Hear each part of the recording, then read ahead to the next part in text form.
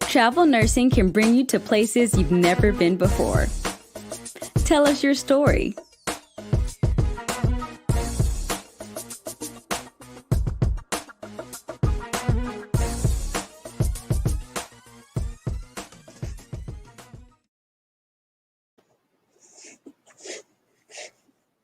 Hi, it's Rita at the Travel Nurse Channel. Welcome back. It's Tuesday. I'm sorry I'm late. I did start on time, but it wasn't going live. So now we're live on YouTube and Facebook. And if you want to talk to me, please do send in your comments on Facebook, and I will respond as I see you on the screen.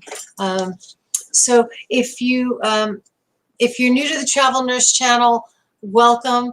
If you're back, thank you for coming back. Travel Nurse Channel has been here for quite some time. We had a few different names. We were Gold Medical at one point, and we're Travel Nurse Channel now. And we are here for all things healthcare related, travel related, travel nurse related, travel allied, and we're kind of try to be a home away from home for those that are traveling, and talk about all things that interest travelers, whether you're a new traveler or you're thinking about traveling. And it says travel nurse because there are a lot of nurses traveling, but it also includes respiratory therapists and all the different allied, the physical therapist and the speech pathologist and the CAT scan techs and the cardiac techs and the respiratory techs and so forth, all the therapists and techs that are included in the ultrasound, of the so many that are included in the allied healthcare realm. We have thousands and tens and thousands of nurses that check in with us on Tuesdays and Thursdays, or randomly. They're all archived in YouTube and Facebook. It's just kind of a good meeting place. Anybody that's interested in chatting can chat with me live. Just give me a holler at 800-737-6518, or email me Rita at travelnursechannel.com, RITA at travelnursechannel.com. And really easy for you to be on this broadcast live with me. It's Pacific time, 2 to 3 p.m. Tuesdays and Thursdays. If that doesn't work for you, and I could easily add a day or a time, and then we can announce it, and it can be live, and others can follow us too. But that 2 to 3 slot on Tuesdays and Thursdays seems to work out pretty well for a lot of people.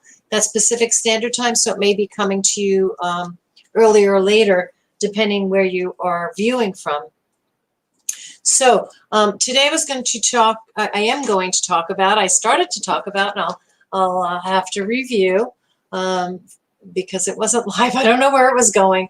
My little, my streaming company said I did nothing wrong. It's just the internet does what it wants. Maybe there's a lot of people working on the internet today, probably.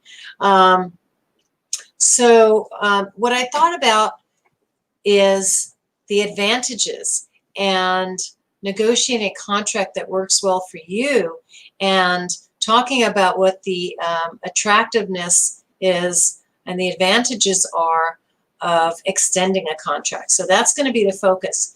But before I get to that, I thought I would just talk about briefly for those that haven't traveled and are thinking about traveling. Is this where I have my note?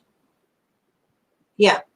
So if you're considering a travel nurse career, oh, see, I get itchy, and I keep my sanitizer handy. So, but I'm sorry. I'm not, there's no one here for me to touch. It's me, myself, and I. But you never know when I walk out if I will touch anything or anyone. So I want you to know I'm playing it safe. I don't need a mask. I'm in my own home, but I will wash my hands because I live with others. Okay. So somebody is saying, I like that these broadcasts are on a consistent basis every week. Yeah, that's what I try to do. Every Tuesday and Thursday, I'm going to be here for you. You can count on me, 2 to 3 p.m. On Tuesdays and Thursdays. Okay, so if you've never traveled before, or maybe it's been a while since you traveled. I'll give you some of the basics. It's important for you to follow and consider to have a good experience, and what some of those basics are. And I talk about nurses a lot. It doesn't mean I don't love all the other healthcare workers. It's just what I know best. I've been a nurse. I've been an RN for a long time. You can't even believe. I started in the 70s, the 1970s. Can you believe it? Anyway, the pros are that it's an adventure. It's good for your career. It gives you opportunities to meet, to learn, to explore cities, to travel to places maybe you wouldn't otherwise go to. But there are certain things, certain steps you should take if you haven't done it before, so you avoid some of the confusion and surprises, right? So, you know, a surprise once in a while, like a surprise birthday cake, yeah, that's okay. But a surprise on the job, not so good.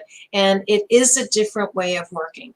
So, so let me give you at least 5 or 6 or so steps on what will be needed if you want to travel. And we'll just go with a nurse in general. It's not too different for other specialties and disciplines, you know, like the physical therapist or the respiratory therapist or the, you know, the cardiac lab technician or something. There will be some differences, but we'll just talk nursing because that's who I am and what I am. And then you can kind of nudge it or fine tune it if you're in a different specialty. You'll need to know, you will have to have the required education. You usually have to graduate from an accredited nursing school. It's not always mandatory because nurses, I'm an older nurse now. I don't even want to tell you that. I have to tell you, I'm in my 6th decade of life, right? So nurses could be in their 2nd decade of life. They could be in their 20s, or they could be like me. They could be older. So the required education is usually in an accredited nursing school, which mine was at the time. They prefer a bachelor's, and some of the more prestigious, like the Stanfords of the world, Stanford in Northern California, you know, some of the more prestigious will maybe make it mandatory to have that bachelor's, but we're being given, there's some grandfather clauses to include those of us that maybe have an associate degree or a diploma degree. They may be grandfathered in. You know, this sort of, you're esteemed for your experience, right? So at 60, in my 60s, I have lots and lots of experience in nursing and critical care and dialysis and home health and administrative and so forth. But a newer nurse that's a graduate, whether she's coming out of an associate or a bachelor's or a master's, whatever program, has the degree, but not as much of the experience, right? So make sure you have the required education from an accredited school. You're probably working and licensed, and most travel assignments are going to require at least a year. Some will require 2 years of experience, so you have to have that. And if you're planning on traveling, it is November, excuse me, November 2020 right now, right? Wet the whistle. It's November 2020, and if you're planning on traveling after the holidays in the spring, say in April, then you've got about 5 months to figure out where you want to travel. Say you want to travel, you're living in Ohio, and you want to travel to Los Angeles. You want to go to Disneyland, and you want to see Malibu, and you know, do a lot of sightseeing in Southern California. And your choice is Los Angeles. So lots and lots of jobs there. Maybe you want to go to Texas, lots and lots of jobs there. So wherever it is you want to go, maybe you want to go to the Great Northwest. Maybe you want to go up somewhere near Yosemite. So lots of jobs throughout the state of California. So if that's your choice, great. You have several months to get a license in that state, a temporary license. Usually the licenses for travel are not for the full 2 years. They're usually temporary. Okay, so have your education worked out.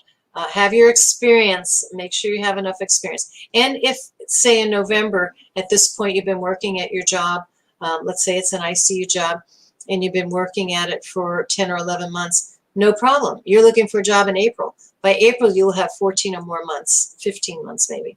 So you're going to be okay. You can start the process now. So education, experience, licensure. And actually, the next thing is you want to look for a company that does a lot of servicing in, if it's Los Angeles, Southern California. So there are many, many, well over 300 travel companies, and some do specifically long-term facilities. Some do specifically acute facilities. Some do it all. Some do allied, some do nursing and allied, some focus on one or the other. And so you need to kind of, pick a couple of companies maybe that you've heard of, or go to LA, search the hospitals in LA that interest you, part of UCLA or so many, UC California, so many hospitals here. See, now my nose is itchy and I forgot my hanky. I could have used my sleeve. Just got an itchy nose. Sorry about that, folks. Where was I? You want to go to Los Angeles, so you're going to need a California license. And you're going to look at several travel companies and talk to them and see how helpful they are and how quickly they get back to you, and how easy it is, to speak with them and have a rapport going and get your questions answered. So based on that, you might zone in on one or two companies, and they should be able to help you with the route to take to get a license. It's usually Department of Health in most states, and the Board of Registered Nursing is a division of the Department of Health, and they are very accustomed to working with travelers and getting those temporary licenses sent out for 6 months or a year or so. And in these times, in the COVID times, I know they've made a lot of exceptions for travelers and have really pushed those licenses through. So it should not be a problem, particularly in the cities, in New York City and Los Angeles, San Francisco, Chicago, all these cities where there were large numbers of needs because of the COVID. Okay, so education, licensure, travel companies to work with. You've done some of your homework on that. And then I think this is an important thing for people to think about. And one of the advantages is your tax exemptions and your tax breaks. That's an advantage. So you say you live in, I said Ohio. I'm going to say Baltimore. Let's say Baltimore. Say you live in Baltimore and you've been working and studying and living in Baltimore for a long time. That's your tax home is the term, tax home. And so that's where you pay your income tax. We're not talking about state tax or anything like that, but that's your tax home. That's where you've been working, and that's where you pay your income tax. If you're traveling to California, do you have to pay income tax to the state of California? No, you're usually taxed where your tax home is. And here's the big advantage. One of the big advantages of traveling and making a good living at your chosen profession is that there are a bunch of stipends and non-taxable monies that you are eligible for.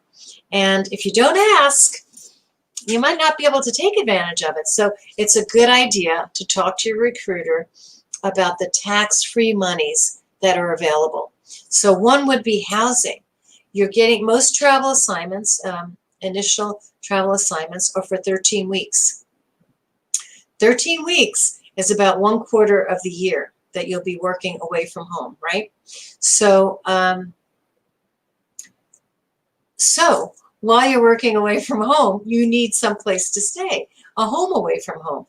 Many travel companies have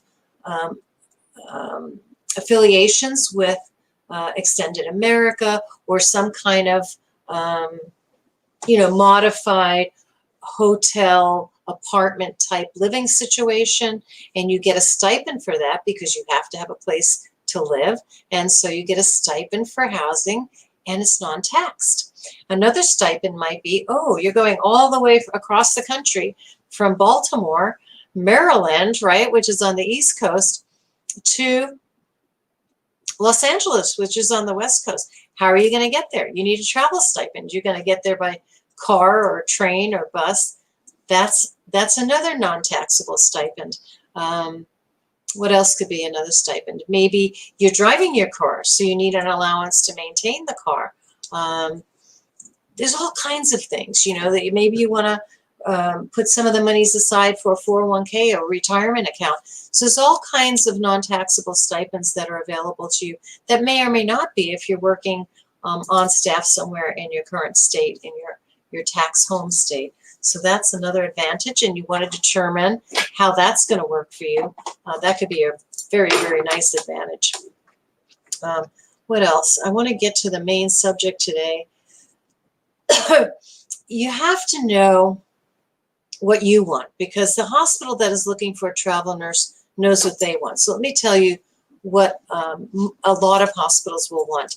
A lot of hospitals want a nurse, a very pleasant nurse, a very experienced nurse, but they want a nurse that will flex or float, say from one ICU to another. So they need a nurse, say they want a 7 a.m. nurse. Maybe they want a 7 a.m. and a 7 p.m. nurse. Maybe they need 2 or 3 of each, so then you really have an advantage, because one of those slots is going to work just right for you. But they do require that you float from their medical ICU to their surgical ICU to their neuro ICU to their cardiac ICU. So they may want you to float between 3 or more ICUs, depending on how big the hospital is. In a long-term facility, they may want you to flex from the evening shift to the night shift, or from the day shift to the evening shift. Different things that they will require that's going to fit their need, right? So they'll want you to have the right education, the right license, and this sort of flexing, floating capability. And what else might they want? They might want you to work. They might want you to work some overtime. So if they're 8-hour shifts, they may want you to work every other weekend, or be available to be on call. If it's 12-hour shifts in an acute hospital, generally the pay period is a 2-week pay period. That would be 3 shifts per week, 3 12-hour shifts per week, and they may lump them close together. Okay, now on the nurse side, what do you want? Well, I know I'm in my 6th decade of life, and I don't like to work 3 12-hour shifts in a row anymore. So I would say that would be something I'd be willing to flex to the different ICUs. I'd be willing to, if I were in a long-term facility, I'd be willing to do the days and the PMs, not the nights. And I'd be willing to do some overtime. But if I were in the hospital, I'd be willing to do some overtime, but I wouldn't be able to do 3 in a row. So I'd work 1 on, 1 off, 1 on, 1 off, however that worked for them, or I'd work 2 on, 1 off, 2 on. However they needed me in the schedule, with the exception of I would not and could not be my best nurse by working 3 in a row. I just know myself. I've done it long enough. I know how much my knees can take, how much my brain can take. So know what you want. So when you go into negotiating a contract, you're very, very flexible. You look at what the requirements are and you tick them off. Yep, can do that, have that. Education, check. Experience, check. Flexibility, check. Then you have to look at what's really, really important to you. Okay, so those are things to determine if traveling is for you, and it can be a pleasant surprise. Most of the people that I've talked to who have traveled, whether they went into it with a lot of knowledge or a little knowledge, or sort of like, oh, it just sort of fell in my lap, so I thought I'd give it a try. More often than not, they do it again. They do it again. They started, they didn't think it would work. They had a small child. They were in kindergarten. worked out great. So the rates are good, the adventure is good, the opportunities are fantastic. Looks great on your resume. So many positives about it, and you have lots of choices of hospitals and companies to work with. Just do a tiny bit of research, know which cities you're interested in or what rural areas you're interested in, and so many things can be there for the taking. Okay, today's subject that I wanted to get into is the opportunities and the availability of extending a contract. That is such a cool thing, and it happens way more than you think. And why would it be great for you? Why would it be an advantage to you? And here are some of the reasons why. First of all, what's an extension? An extension is so a general travel contract. More often than not, there's things like crisis pay and fast tracks and so forth. But most travel contracts are for 13 weeks, excuse me, and a hospital or a facility or a surgery center or an oncology clinic or urgent care clinic, whoever's looking to bring in a traveler, more often than not is going to go with the 13-week contract. And what is an extension? It's when your current assignment that you're contracted for requires that you extend. And that can be another 13 weeks, or that can be fine-tuned. So what's the advantage here? Well, so many advantages. Okay, initially, we talked a little bit about what it takes to travel. It's the experience and the education and the license and the credentials and the licensure for that particular state you're traveling to, and all of the time and effort and hours it took, the onboarding, paperwork, and more paperwork. Okay, all of that's been done, okay? So here's the advantage of extending. You've already got the license. You've already met all of those things, the paperwork, the onboarding, your credentials, your vaccinations, your physical, etc. And you've been oriented to wherever you're working, let's say an ICU. And you've flexed and floated to 2 or 3 ICUs, and they all love you, and the need is still there. Say you started in October, November, December, right? 90 days, and they want you to continue to extend for the next 13 weeks. Well, here's another advantage. You say to them, you know what? I can extend for 10 weeks or 7 weeks or whatever works for you. But, you know, my niece is graduating or getting married, and I told her I'd be there and so forth. So, you know, you can negotiate 7 weeks instead of 13 weeks. That's almost half of the assignment. You can negotiate either more salary or more tax-free and so forth, because from both sides, from the hospital or the clinic that's utilizing you, they save money because they don't have to bring in a new nurse. They don't have to bring in a new travel nurse, and they don't have to onboard, and they don't have to spend the time and money and hours they did when they first brought you in. They've already got you. You're onboarded. They know you. They like you. You're acclimated. You're doing a good job. They want you to extend. So the advantage is that you can potentially, instead of doing 13 weeks, do 5, 7, 10, whatever works best both for you and the client, and you could potentially actually make more money. Now, if you go to the same company, there are really good, strong relationships between travel. There should be, and there often is. And I welcome all the travel companies out there to come and talk. Come on the Travel Nurse channel and talk about the experiences, the good, the bad, the ugly. We can learn from it all. Come talk to me and to everybody out there in Facebook land and YouTube land about what's going on behind the scenes. They'd love to hear it. They're tired of just listening to me. Your stories are just so valuable and so important. So please call me or or check in when I'm live on Tuesdays and Thursdays between 2 and 3 p.m. Pacific Standard Time. Whatever works for you. I'm also easy to reach at travelnursechannel.com. I'm sorry, it's Rita, R-I-T-A, at travelnursechannel.com. And we can get your perspective. It's going to be so valuable. But when you're asked to extend, oftentimes the hospital, the clinic, whatever, will talk to their travel company. You know, they may mention it to you. Your nurse supervisor may mention it to you, that they're going to require an extension, and are you interested? But they should be mentioning it to your travel company as well. Now, when does that happen? You will hear a lot of travelers say this, and you will hear a lot of travel companies say this. It usually happens towards the end of a travel assignment. So if it's 13 weeks, it may happen in the 8th, 9th, 10th week. But when can you inquire about it? The answer to that is anytime, anytime.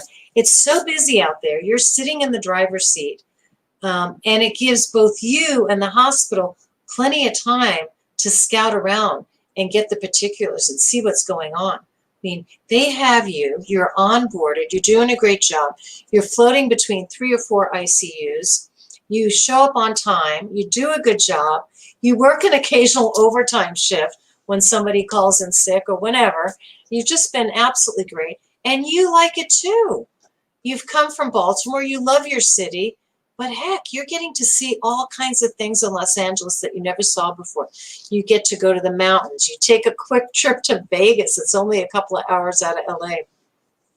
You know, I heard this story. I'm not even sure how valid it is, but it makes sense that back in the day in Hollywood, the contracts were so strong with the actors. I mean, I'm talking a long time ago, but the contracts were so strong with the actors that they weren't allowed to be more than X amount of hours away when the studios needed them.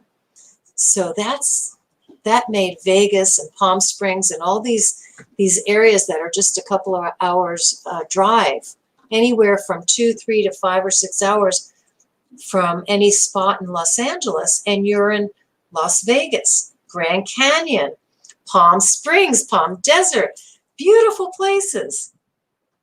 Of course, there's the beautiful West Coast, the Pacific Ocean, there's Disneyland, there's so many wonderful things. There's Hollywood. So, yeah, great place to explore, and everything in between, you know, that I'm not mentioning, the less likely places, the off the beaten track places Southern California has to offer. Anyway, but you can inquire about an extension anytime, because you can talk to your supervisor, you can talk to your recruiter, your travel company. You could say, you know, I've only been here a couple of weeks, but I'm having a great time, and I think I would consider extending. You know, the schedule is working out great for me. I never work more than 2 in a row. They always give me a break after 2 shifts. The staff is really nice. I'm learning a lot more about cardiac intensive care patients. I'm taking a course, whatever. You know, just the whole experience is working out well for you. You're making extra money that you didn't expect to make. So, yeah. Sometimes I do want to say this, and, you know, we all have to think about money because we need it. It sometimes behooves you to say, I'll think about it, and wait and see. Because if you started your contract in October, November, December, you know, you're barely through the holidays, and getting nurses out there in January sometimes is difficult. People want to be home for their holidays, so you may negotiate a better rate if you hold out. So there's all kinds of wonderful advantages, but I think the point I wanted to make is that extending a contract is a win-win for the traveler, for the hospital, and for the recruiting company, for many reasons, mostly time, money, and effort. And a lot of that's been done. And yeah, it's you're in demand, you're in the driver's seat. I'm sorry I'm not hearing from too many people today, but But I will be back on Thursdays. I'm here Tuesdays and Thursdays, 2 to 3 p.m., talking about all things travel and healthcare. And I welcome you all to chat with me, to go on Facebook and ask your questions, make your comments, or plan with me to chat live. It would just be so wonderful for others to hear your stories. So I think we covered our subject. Lots of advantages. Yeah. So if you didn't know about extensions, hopefully you know a little bit about it now. Extending a contract can be a great, great advantage for the client, for the nurse or the therapist or the tech, for the recruiting company, and it's happening a lot. So, and also, I tell you, I'll throw another thing that might be in there. Say you traveled from Baltimore to Southern California, but you also have an interest in going to Northern California, or you also have an interest in going to the Sunshine State, also known as Florida. Oh dear, it gets squeaky. Excuse me.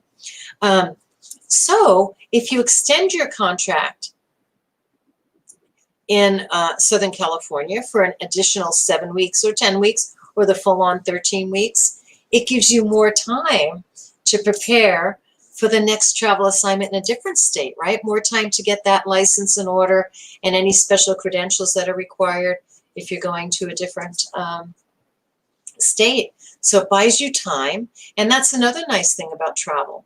You know, you get to make the choices. You know what? I'm going to need 2 weeks off in February because that's when my niece is getting married, or I'm going to need 2 weeks off because I promised my mom we were going to take that cruise, or I'm just going to need 2 weeks off to just staycation in my own hometown of Baltimore, whatever. Maybe that's your favorite month, February. My favorite months are May and October. I'm not sure why. Neither of them my birthday month. October, I just love autumn. I love autumn. And it seems like no matter where you are in October, it's pretty nice. The air is fresh. I don't know. But yeah, so if I were doing a travel assignment, I'd want some time to myself in October for sure. I also like May a lot. Maybe because it's not really summer yet, but the weather's pleasant. It's spring. And also a great time to have some time off. My favorite vacations are pretty boring. You know, time to read books, play cards, visit with friends. It doesn't take a lot, you know. I mean, I do love traveling, but this is not the time to travel. I mean, travel as a vacation travel. To travel as a nurse, it's always a good time. Yeah.